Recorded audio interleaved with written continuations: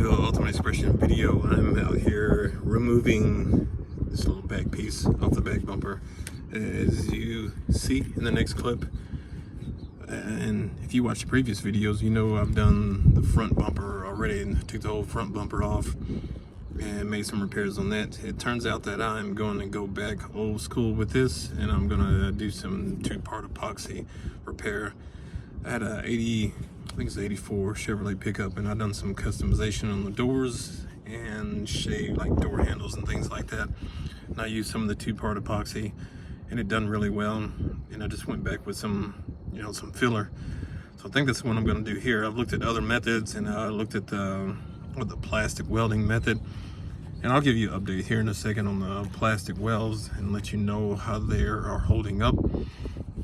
Just by looking at them, I don't know if they will hold up to rigorous driving and bumping around or anything, but we'll get to that in a second.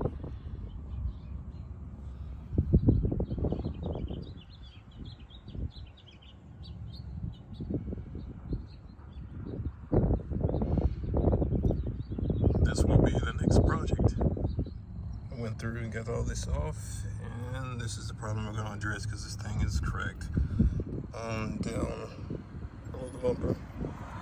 Just get a look at that. And these are the tabs that were on the back side. Basically I broke all this stuff off, but those are up underneath there. You can see the little holes for the tabs. Or you can see the tabs right here. Basically broke most of those off like that. To get to it, those will be replaced, and we'll put a new one of these on here for a later model or newer model. This is the next little inspection. It's inspect emblems like this because I'm trying to decide if I should wrap it or not. You see a lot of stuff when you just sit in a parking lot and watch people. I pulled up next to a Mustang that had Boss 302 stickers on it. That was a little V6 car. Someone came through the parking lot speeding a little bit, and they were eating peanuts, and their hands weren't even on the steering wheel. And it's a rather small parking lot. But anyway, talking about this car and this bumper, I have thoughts of wrapping the car. And I have a lot of decisions that I'm making on the car, because the more I'll see a lot of different types of videos, different types of cars on Instagram, cars that people share in different spots, especially the Dodge cars, it's getting to be where all of the cars are the same. It's like everybody's buying the same parts, putting them on, same colors, same type of carbon fiber, the forged carbon fiber, black hoods, black tops, black trunks. It gets to be really repetitive, and I wonder if I'm not buying into that just a little bit, that I don't need to go the other direction. Because some of the ideas that I had when I first had my Magnum, I wanted to do some of the same ideas, but I'm thinking about not doing those types of things and just looking like the rest of the people, because it's really the Mopar market, or the Mopar scene, is really full. And when you go to a lot of the Mopar meets, car shows, you'll see a lot of just the same thing. It's common for people to buy a Hellcat and run the E85, bump it up to 1,000 horsepower. It's common to see the Scatpack. It's got a few mods on it, some tunes.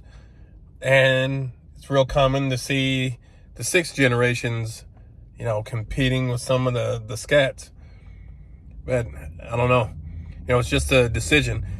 Tell me what you think. I don't know how much you watch the Mopar scene. It can be a little bit of the same in the Mustang scene, because I've been there before. We get into this pattern to where we just keep doing the same things to our car. One guy does it, 2 or 3 other dudes does it, because that combination's working, or because that part fits right, or that part fits better, what have you. So it gets to be a repetitive thing, and that's something that I don't want to be. And I really want to do a wrap, but I want not an exotic color, but I want a rather, a darker color. That's maybe a on the dark side, but still kind of maroonish, still kind of purplish, still kind of reddish, something like that. I really hadn't found it yet. I think I'll know when I find it. But let me know in the comments what you think. Don't forget to jump into the store. I got a link down in the description. Jump into the store, grab you some merch. I think some of these sweatshirts are still in there. There's some other stuff. I dropped a couple of new shirts over the last week, so be sure to get in there and check those out. But I'm going to get on with this day. And like I said, leave it in the comments. Let me know what you think about customizing your car. It doesn't have to be a Mopar. It doesn't have to be a Mustang. It can be anything. Do you think we get kind of redundant of doing the same things over and over? Something to think about. So I'm going to end this vlog right here with a little small unboxing. As you know, I took some college classes, and they have some of the classes have online materials, online books, and Cengage is one of the companies that does the online publishing, online materials, study guides, and things like that. I've experienced some that are decent, but this one this year wasn't that great, especially dealing with the class of anatomy.